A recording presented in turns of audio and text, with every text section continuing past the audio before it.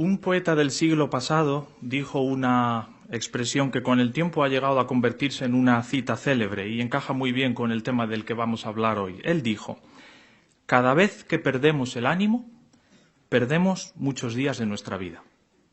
Y qué cierto es, ¿verdad? Lamentablemente perdemos el ánimo muchas más veces de lo que nos gustaría. Y sin ánimo de ser derrotistas, no nos equivocaríamos si dijéramos que vivimos en tiempos donde perder el ánimo casi es lo habitual, tiempos marcados por la angustia. Incluso nosotros, los cristianos, que aunque tenemos muchas razones para ser felices, y de hecho lo somos, nosotros tampoco estamos exentos de enfrentarnos a situaciones angustiosas. Por mencionar algunas de ellas, nos enfrentamos a problemas familiares, nos enfrentamos a enfermedades, a aprietos económicos, la muerte de seres queridos, solo por mencionar algunas de ellas. Así como decimos, es imposible evitar la angustia. Vivimos en tiempos marcados por eso, por la angustia. Pero más allá de las situaciones en sí que nos producen angustia y que realmente no podemos evitar ni están bajo nuestro control, hay una amenaza en relación con esas situaciones de la que sí podemos hacer algo o con la que sí podemos trabajar. Y ese es un punto focal en nuestra consideración. ¿Qué os parece si leemos cómo apoya esto la Biblia o a qué nos referimos y buscamos Proverbios, capítulo 24, versículo 10? Proverbios, capítulo 24, versículo 10.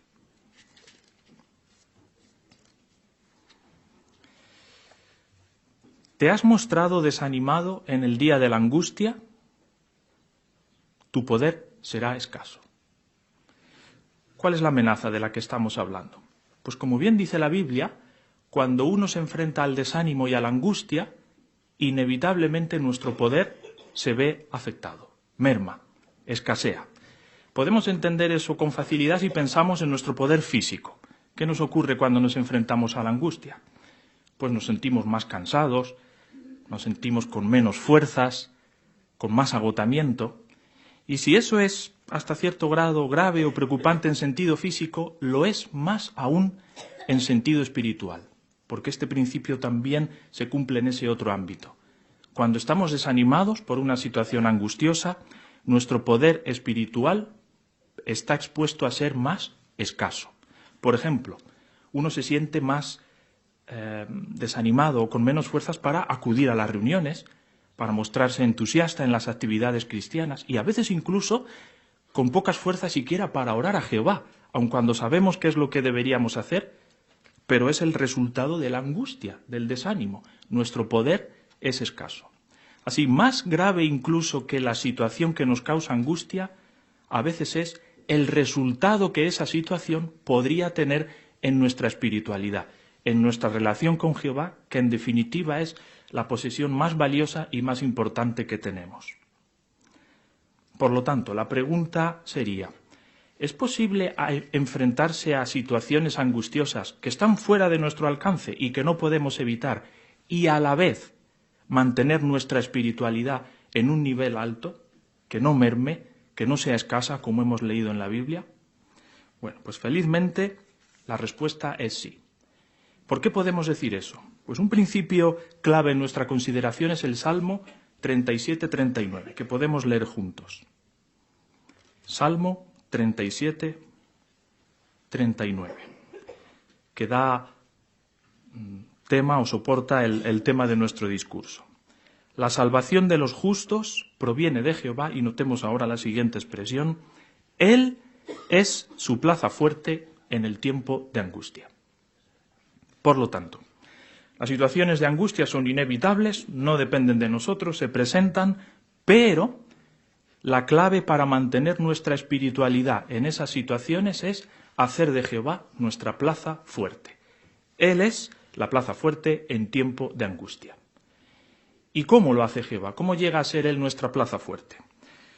De muchas maneras, pero en nuestra consideración nos vamos a centrar en 3 maneras en que Jehová llega a ser nuestra plaza fuerte. Vamos a hablar primero de la oración, segundo, el Espíritu Santo, y tercero, la buena influencia de nuestros hermanos en la fe. Si vamos a analizar una por una cada una de estas fuentes o ayudas que Jehová emplea para ser nuestra plaza fuerte. Hablemos de la primera, la oración. Y probablemente la mejor manera en que podamos entender cómo la oración es una plaza fuerte para nosotros sea analizando el ejemplo de dos siervos fieles de Jehová del pasado, dos ejemplos registrados en la Biblia, que se enfrentaron a situaciones de tremenda angustia, traumáticas, como ahora veremos. En ambos casos, la oración resultó ser su plaza fuerte. Vamos a hablar primero de David. Y mientras buscamos el primer libro de Samuel, capítulo 30, primer libro de Samuel, capítulo 30, quizá podemos mencionar primero la situación que fue traumática para David. El marco de circunstancias es el siguiente. Estamos en los últimos momentos del reinado de Saúl y, como sabemos, Saúl a toda costa quería apresar a David y capturarle, así que lo que David y sus hombres fieles habían hecho era unirse a los filisteos que estaban luchando contra Saúl. Pero en un momento de la batalla en que iba a favor de los filisteos, en un acto de bondad para David y sus hombres, le dijeron: mira, regresa a vuestra ciudad y pasad algún tiempo con vuestras mujeres y vuestros hijos. Y eso es lo que David y sus hombres hacen. Regresan a Ciclag, que es la ciudad donde vivían, para pasar algún tiempo con sus mujeres y sus hijos. Y cuando llegan allí a la ciudad, algo trágico había ocurrido. Vamos a leerlo. Versículo 3 del capítulo 30, primer libro de Samuel. Cuando David llegó con sus hombres a la ciudad, pues allí estaba quemada con fuego, y en cuanto a las esposas y los hijos y las hijas de ellos, habían sido llevados cautivos. ¿Podemos imaginar la escena? David y sus hombres llegan a la ciudad y se encuentran con que una incursión de amalequitas ha saqueado la ciudad, la ha quemado y se ha llevado cautivos a los hijos y las esposas de David y sus hombres. Veamos un poquito en qué derivó aquella situación. Versículo 4 en adelante. David y la gente que estaba con él empezaron a alzar la voz y llorar hasta que no hubo en ellos poder para llorar más. Versículo 6. Y aquello se le hizo muy angustioso a David, porque la gente dijo que lo apedrearan, pues el alma de toda la gente se había amargado, cada uno a causa de sus hijos y sus hijas. Nos detenemos aquí por un momento. ¿Podemos recrear la escena? Dice la Biblia que la frustración y la angustia fue tan grande que después de llorar y llorar no había más fuerzas para llorar más. Eso es lo que dice la Biblia. ¿Podemos imaginar la angustia a la que enfrentaron, hermanos?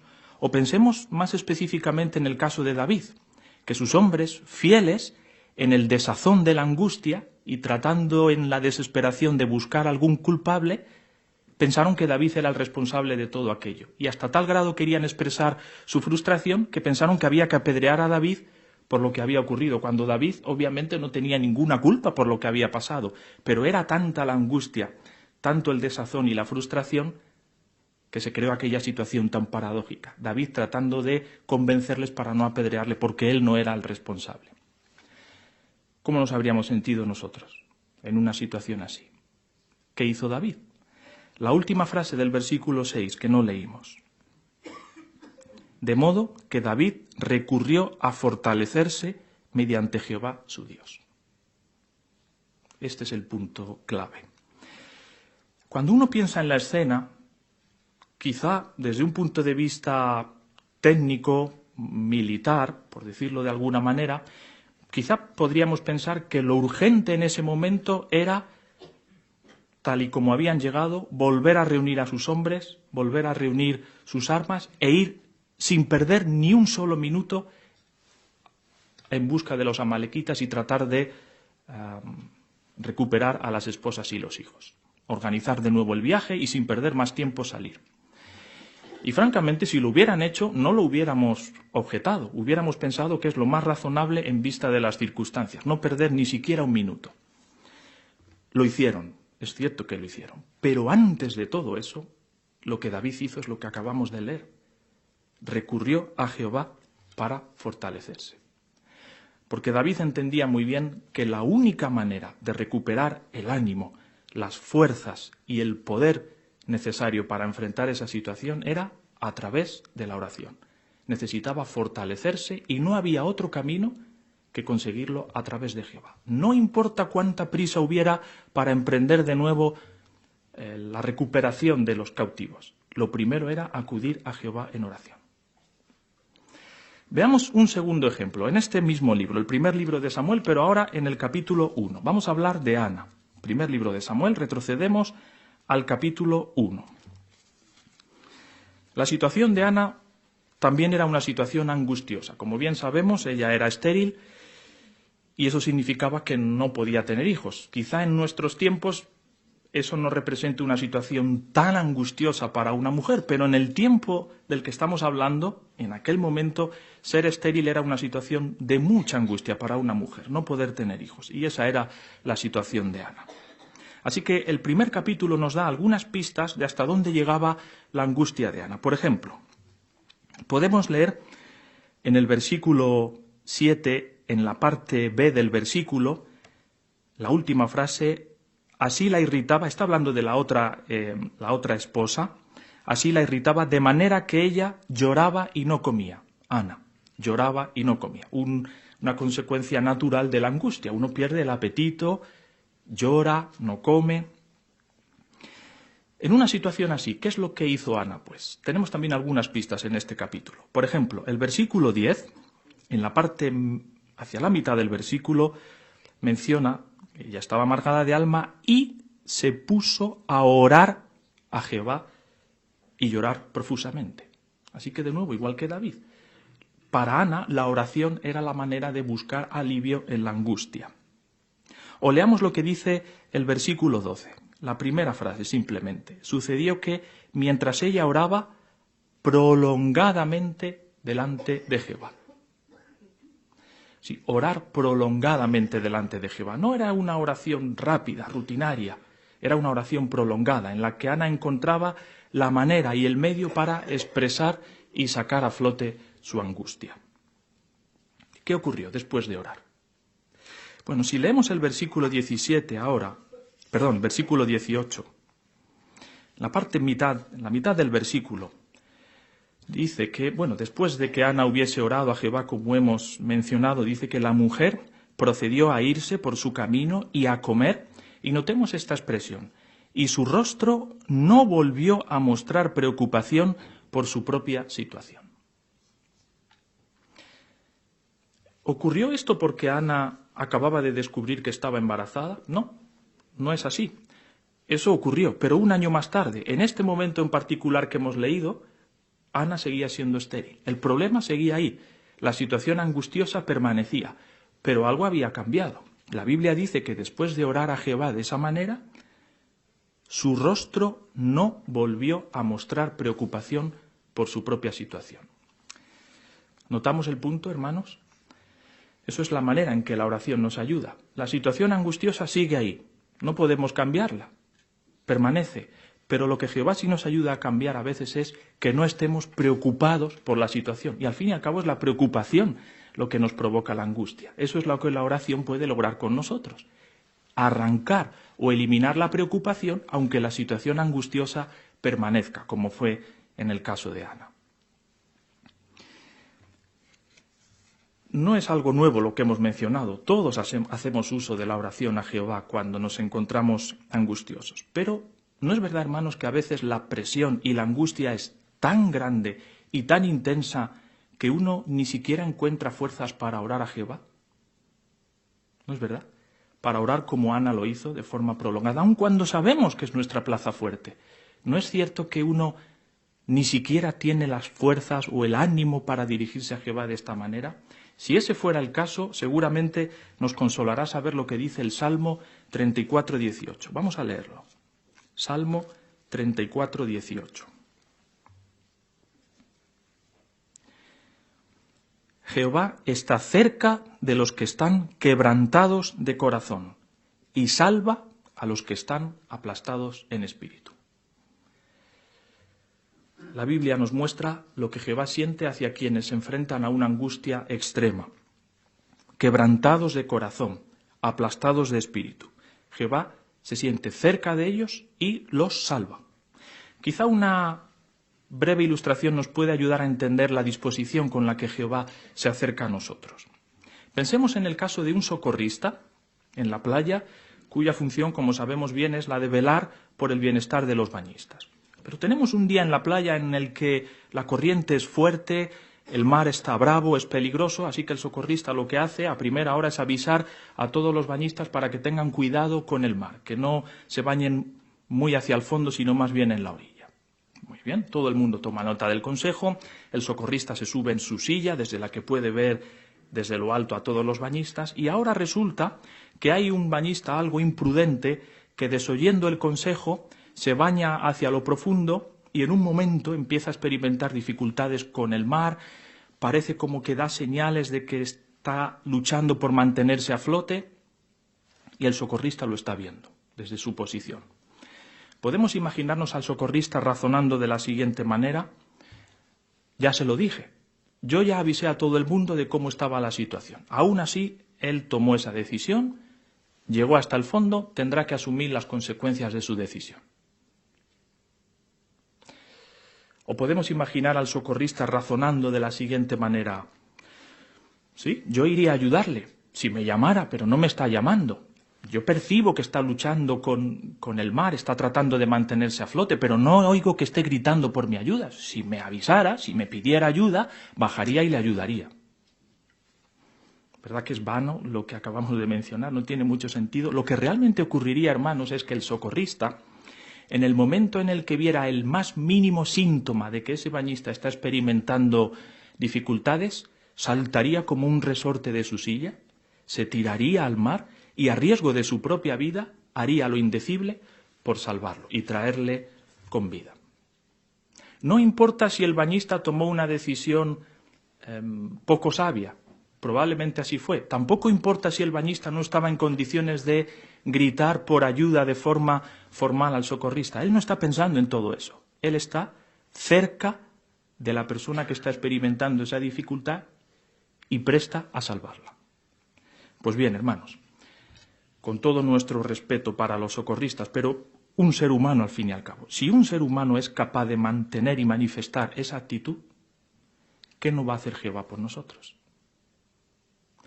No importa si la angustia que experimentamos es el resultado de nuestra mala decisión. Probablemente, quizá no oímos un consejo bien y tomamos de forma terca una decisión equivocada. Puede ser. También puede ser que la propia angustia nos impida orar a Jehová con todo nuestro raciocinio, de una forma prolongada y formal. Puede ser también. Aún en esos casos, ¿no actuará Jehová como hace el socorrista?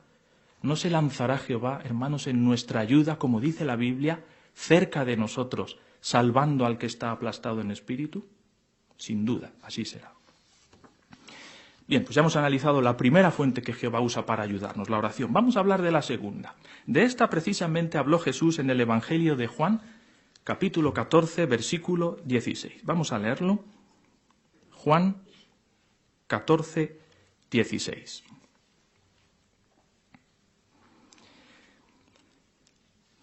Lo que Jesús afirmó a sus discípulos es lo siguiente: yo pediré al Padre y Él les dará otro ayudante que esté con ustedes para siempre.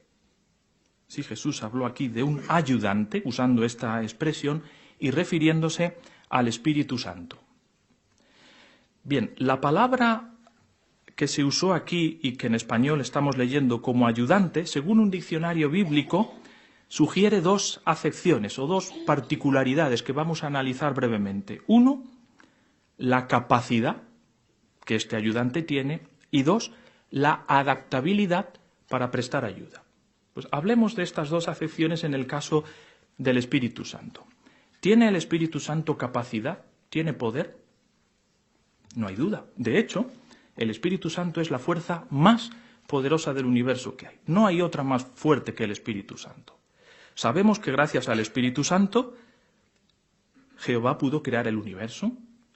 También el Espíritu Santo contribuyó a abrir el mar cuando los israelitas atravesaron. E incluso el Espíritu Santo sabemos que en una sola noche mató a 185.000 asirios. Y podríamos mencionar más ejemplos del poder y la fuerza que el Espíritu Santo tiene.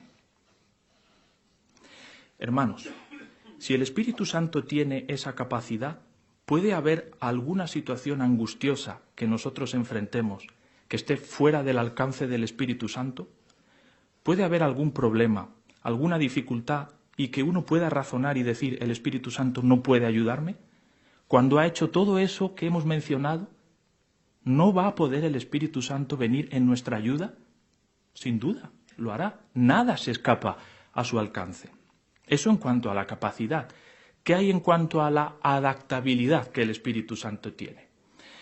Pues es interesante mencionar esto porque, aunque todos sabemos que el Espíritu Santo puede venir en ayuda de cualquier situación, a veces nuestra angustia es tan particular o la vivimos con tanta particularidad que pensamos que si bien el Espíritu Santo puede ayudar a otros, en nuestro caso no, o en nuestro problema en particular no.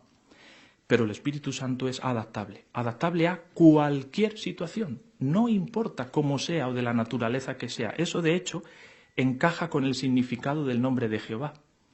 Jehová mismo puede llegar a ser lo que haga falta a fin de ser nuestra plaza fuerte. Y no solo Él mismo, sino Él puede usar a cualquier elemento de su creación para que sea lo necesario, como el Espíritu Santo puede llegar a ser lo necesario para venir en nuestra ayuda. Por lo tanto, ya que está a nuestro alcance y Jehová nos lo ofrece, hermanos, ¿qué hemos de hacer? Pedirle, rogarle a Jehová que su Espíritu Santo, su poder, su fuerza, venga en nuestra ayuda. Hablemos de la tercera ayuda que Jehová emplea. Hemos hablado de la oración, el Espíritu Santo. La tercera es la ayuda y la buena influencia de nuestros hermanos alrededor de nosotros. Alguien que se benefició mucho de esta ayuda fue el apóstol Pablo, y él en la segunda carta a los Corintios, capítulo 7, mencionó algunas expresiones en muestra de agradecimiento por esa buena ayuda. Vamos a leerlas juntos, segunda a los Corintios, capítulo 7, versículos 5 en adelante. Segunda a los Corintios 7, 5 hasta el versículo 7, dice ahí la Biblia, hablando el apóstol Pablo en primera persona: de hecho, cuando llegamos a Macedonia no obtuvo alivio nuestra carne, sino que continuamos siendo afligidos de toda manera. Había peleas por fuera, temores por dentro.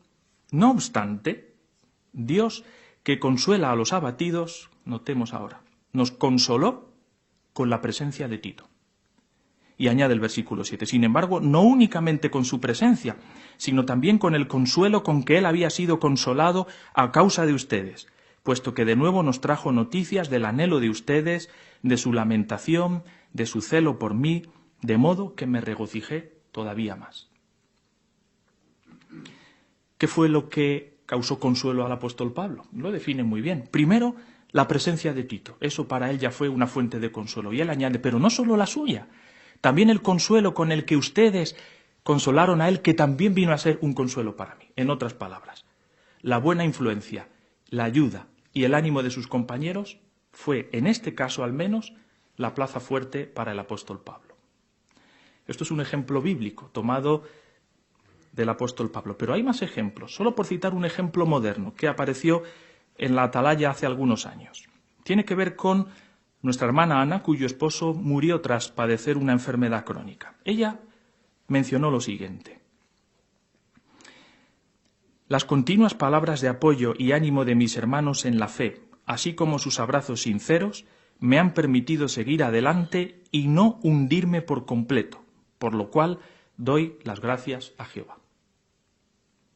Qué bien expresó esta hermana el aprecio que sentía por lo que sus hermanos habían hecho por ella. Ella mencionó una expresión interesante. Ella dijo que todo aquello le había ayudado a seguir adelante y a no hundirse por completo. ¿Por qué es interesante esta expresión?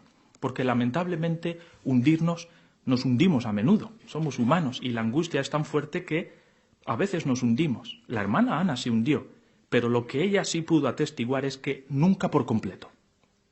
Porque hundirse por completo es hundirse de tal manera que ya no hay posibilidad de salir a flote. Nunca se hundió de esa manera. Se hundió algunas veces, sin duda, probablemente, pero nunca por completo. Gracias a la ayuda de los demás. Hablando de la ayuda que otros nos pueden dar, pues podemos ahondar un poquito más en este punto y pensar que cuando las cosas van bien y no nos enfrentamos a situaciones realmente dramáticas o flagrantes, a veces pudiera venir a nuestra mente una inquietud en este sentido y pensar, si yo tuviera que enfrentarme a una situación angustiosa como la hermana Ana o cualesquier otra de las que oímos a veces, uno empieza a pensar en sus hermanos y piensa, tengo la sensación de que no habría nadie con quien yo me sentiría tan cerca que sintiera que va a ser para mí un verdadero socorro fortalecedor. Aun cuando uno tiene una relación cordial y muy afectiva con los demás, pero uno no encuentra quién podría ser esa verdadera fuente de ánimo en un momento de tanta angustia. Si ha venido esa inquietud a nuestro corazón, pues hemos de decir que es una inquietud natural, no hemos de sentirnos mal por ello. Pero probablemente nos ayudará a leer un principio bíblico que hemos leído muchas veces. Vamos a buscar Proverbios 17:17. Y es un principio que hemos leído muchas veces, aunque hoy nos vamos a concentrar en la parte en la que normalmente nos centramos cuando lo leemos. Proverbios 17:17. Un compañero verdadero ama en todo tiempo. Esa es la parte que más conocemos de este principio. Pero notemos lo que dice después. Y es un hermano nacido para cuando hay angustia. Analicemos esta expresión. Un hermano nacido para cuando hay angustia. ¿No es verdad, hermanos, que cuando nos hemos enfrentado a una situación traumática en nuestra vida, en muchas ocasiones de quienes menos esperábamos que íbamos a recibir ayuda y consuelo fue justo de quien lo recibimos? ¿No imaginábamos que ese o esa hermana podría ser una fuente de ánimo para nosotros justo en ese momento? Pero lo fue. Lo fue. No lo esperábamos, pero lo fue. Se cumplió lo que acabamos de leer. Nuestro hermano o hermana nació de nuevo, por así decirlo, para venir en nuestro refugio. Es como si un hermano o una hermana con el que hemos convivido por mucho tiempo, de repente nace de nuevo, por así decirlo, adquiriendo una nueva función o un nuevo rol, que es el de ser nuestro consuelo en ese momento y en nuestra inquietud. No lo esperábamos, pero así fue. Fue un hermano nacido, como si hubiera nacido de nuevo para nosotros. Eso es lo que dice la Biblia que Jehová puede hacer cuando nos enfrentemos a la angustia. Por lo tanto, si tenemos la inquietud de si alguien podrá ser un verdadero consuelo para nosotros, porque nos parece que nadie podrá estar a la altura, si me permitís esta expresión, más bien pensemos lo que dice la Biblia. Jehová se encargará de ello, y si hace falta, hará que alguien nazca de nuevo, por así decirlo, para ser justo lo que necesitemos en ese momento. No hemos de temer. Bien, pues ya hemos analizado las tres ayudas que Jehová emplea para ser nuestra plaza fuerte. No obstante, tenemos que mencionar que Satanás, el diablo, quien se aprovecha mucho de las situaciones de angustia, emplea algo más para destruir nuestro poder. Nos referimos a los pensamientos y emociones negativas, algo que ha proliferado mucho en las últimas décadas. Los pensamientos y las emociones negativas son razonamientos que se originan en nuestro interior con un componente negativo, muy negativo, que en vez de ayudar lo que hacen es destruir y erosionar poco a poco nuestro ánimo. Es preciso que luchemos contra esos pensamientos. Uno de ellos, muy extendido y que a veces sin quererlo somos víctimas de él. Pensar que el sufrimiento emocional es señal de que estamos enfermos en sentido espiritual. ¿Qué diríamos, hermanos? ¿Es un pensamiento real o es un pensamiento torcido, negativo? Pues más bien lo segundo. El sufrimiento emocional no es necesariamente señal de que estamos enfermos espiritualmente. El sufrimiento emocional es producido por una o varias de estas tres causas. Porque Satanás es el Dios de este sistema de cosas, porque somos imperfectos y porque el suceso imprevisto acaecen a todos. Esa es la razón por la que sufrimos emocionalmente. Una o una combinación de ellas. Por lo tanto, no es verdad si pensamos o concluimos que el sufrimiento emocional es señal de que estamos enfermos espiritualmente. De hecho, si así fuera, la Biblia no diría lo que dice en la primera carta a Tesalonicenses 5:14, que parafraseo: hablen confortadoramente a las almas abatidas. Si las almas abatidas tuvieran un problema espiritual, necesitarían otra cosa que no habla confortadora, porque a menudo el sufrimiento emocional no es señal de que haya un problema espiritual. Y hablando de pensamientos negativos, los expertos mencionan, y coinciden gran parte de ellos, en que una manera de hacer frente a los pensamientos negativos es sustituyéndolos por pensamientos positivos. Y como no podemos pensar en dos cosas a la vez, o pensamos en una o pensamos en la otra. Y el apóstol Pablo a menudo usó un pensamiento positivo que seguro que le ayudó al enfrentar la angustia. Lo podemos leer en la segunda carta a los Corintios 4:18.